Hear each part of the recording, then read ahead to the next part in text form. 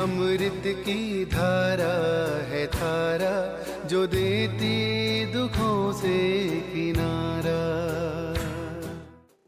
ओम शांति। मुरली मंथन हम 4 हिस्सों में करेंगे। ज्ञान, योग, धारणा और सेवा। ज्ञान मंथन आसान करने के लिए उनको 7 हिस्सों में बांटा गया है। पहला है परमात्मा, दूसरा है आत्मा, तीसरा है त्रिलोक और त्रिमूर्ति, चौथा है कल्पवृक्ष, पांचवा है सृष्टि चक्र, छठा है सीढ़ी अथवा भारत के उत्थान और पतन की कहानी, और सातवां है गीता और गीता के भगवान। आज 5 सितंबर 2020। आज के मुरली में बाबा ज्ञान में परमात्मा, त्रिलोक और त्रिमूर्ति और सीढ़ी अथवा भारत के उत्थान और पतन की कहानी इन विषयों पर समझाते हैं। आज के महावाक्य है, मीठे बच्चे, इस बेहद के नाटक में तुम आत्माओं को अपना अपना पार्ट मिला हुआ है। अभी तुम्हें यह शरीर रूपी कपड़े उतार घर जाना है, फिर नए राज्य में आना है। ज्ञान में पहले है परमात्मा। उनको कहा जाता है निराकार शिव बाबा, निराकार आत्माओं का बाबा, परमपिता अर्थात वह सभी का पिता है एक। परमपिता परमात्मा और आत्माएं शांति धाम के रहने वाले हैं। ऊंचते ऊंच बाप को ही ईश्वर, प्रभु, परमात्मा भिन्न नाम दिए हैं। बाबा कल्प कल्प संगम युग पर आते हैं, आकर नई दुनिया की स्थापना, पुरानी दुनिया का विनाश कराते हैं। ब्रह्मा द्वारा रचना रचते हैं। बाप भी जब जिस्म लेते हैं तब भी सम्मुख होते हैं। इसको ही कहा जाता है आत्मा परमात्मा अलग रहे। शिव बाबा पहले पहले आकर गीता सुनाते हैं, अर्थात आदि मध्य अंत का ज्ञान सुनाते हैं।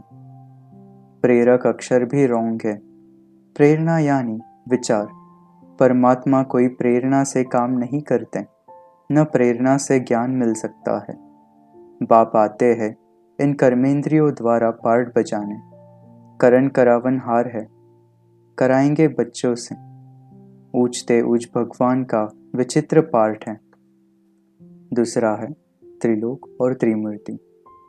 ब्रह्मा और विष्णु का विचित्र पार्ट नहीं कहेंगे, दोनों ही 84 का चक्र लगाते हैं। बाकी शंकर का पार्ट इस दुनिया में तो है नहीं। त्रिमूर्ति में दिखाते हैं स्थापना, विनाश, पालना। अभी हमें 3 बाप हैं, लौकिक, पारलौकिक और फिर ब्रह्मा बाबा है अलौकिक पिता। लौकिक बाप से तो वर्षा मिलता है, पारलौकिक बाप को भी दुख व सुख में याद करते हैं। बाकी प्रजापिता ब्रह्मा को याद नहीं करेंगे, इनसे कुछ मिलता नहीं है। हम ब्रह्मा बाबा द्वारा शिव बाबा से वर्षा ले रहे हैं।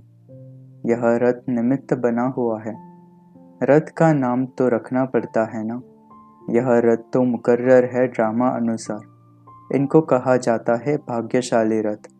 तुम सबको भाग्यशाली रथ नहीं कहेंगे। भाग्यशाली रथ एक माना जाता है जिसमें बाप आकर ज्ञान देते हैं, स्थापना का कार्य कराते हैं। बाप भी संगम युग पर ही आते हैं। ब्रह्मा के द्वारा ब्राह्मण रचते हैं। ब्रह्मा के बच्चे तुम सब ठहरे। वह है ग्रेट ग्रेट ग्रैंडफादर। परमपिता परमात्मा ब्रह्मा द्वारा ही सृष्टि रचते हैं। ब्राह्मण कुल है। ब्रह्मा मुख वंशावली भाई बहन हो गए। तीसरा है सीढ़ी अथवा भारत के उत्थान और पतन की कहानी। यह पाठ बजाने आते हैं।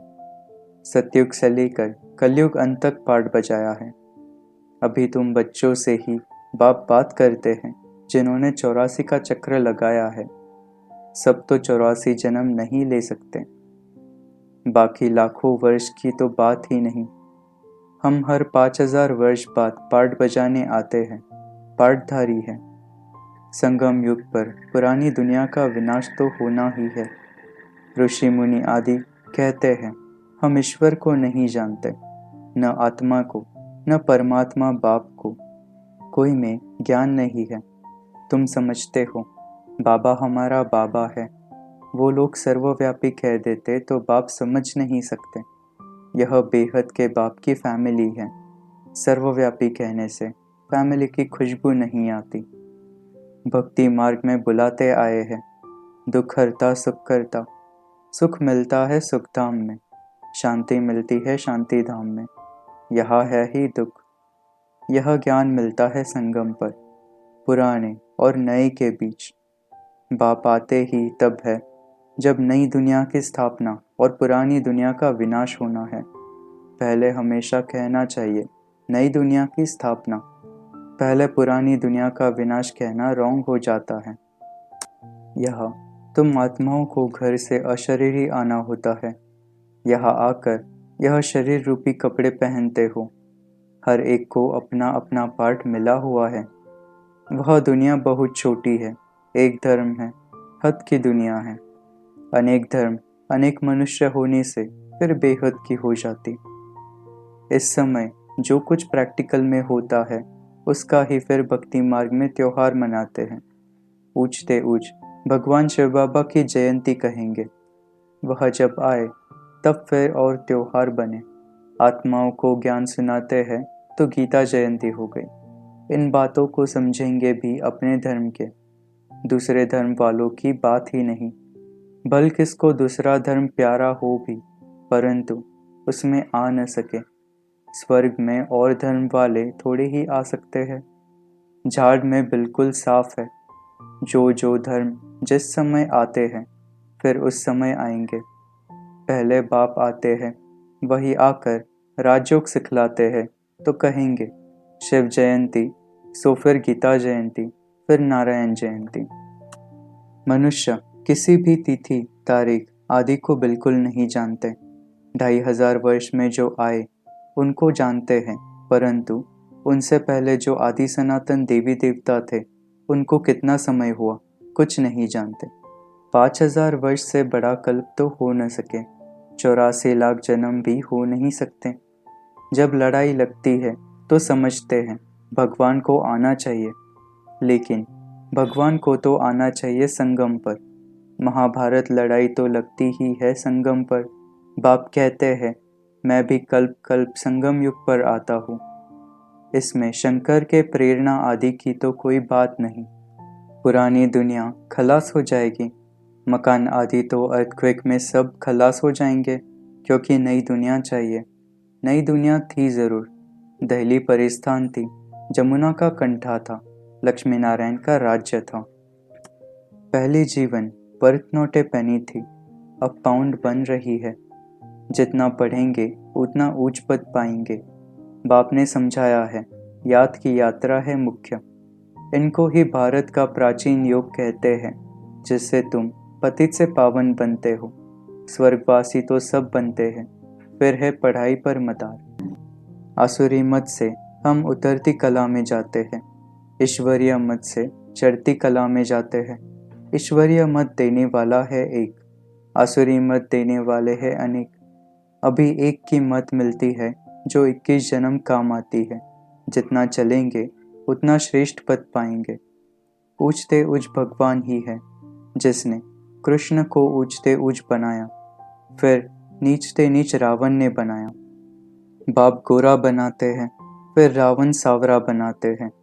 देवताओं की महिमा गाते हैं सर्वगुण संपन्न। सन्यासियों को संपूर्ण निर्विकारी नहीं कहेंगे। सतयुग में आत्मा और शरीर दोनों पवित्र होते हैं। देवताओं को सब जानते हैं, वो संपूर्ण निर्विकारी होने के कारण संपूर्ण विश्व के मालिक बनते हैं। यहाँ राजा रानी की बात नहीं, यह ब्राह्मण कुल तो संगम का थोड़ा समय चलता है। राजाई न पांडवों की न कौरवों की। योग बाबा युक्ति देते हैं। पॉइंट्स याद नहीं पड़ती तो बाबा को याद करो। बाप भूल जाते हैं तो टीचर को याद करो। टीचर भी याद रहेंगे, नॉलेज भी याद रहेंगी। याद की यात्रा है मुख्य। धारणा, यह अंतिम जन्म बहुत वैल्यूएबल है। अभी श्रीमत पर चल श्रेष्ठ पद पाना है। सेवा, 84 का चक्र कैसे फिरता है यह सबको समझाना है। वरदान, सर्व संबंधों के सहयोग की अनुभूति द्वारा निरंतर योगी सहज योगी भव। हर समय बाप के भिन्न भिन्न संबंधों का सहयोग लेना अर्थात अनुभव करना ही सहज योग है। बाप कैसे भी समय पर संबंध निभाने के लिए बंधे हुए हैं। सारे कल्प में अभी ही सर्व अनुभवों की खान प्राप्त होती है, इसलिए सदा सर्व संबंधों का सहयोग लो और निरंतर योगी सहज योगी बनो, क्योंकि जो सर्व संबंधों की अनुभूति व प्राप्ति में मगन रहता है वह पुरानी दुनिया के वातावरण से सहज ही उपराम हो जाता है। स्लोगन: सर्व शक्तियों से संपन्न रहना यही ब्राह्मण स्वरूप की विशेषता है। ओम शांति।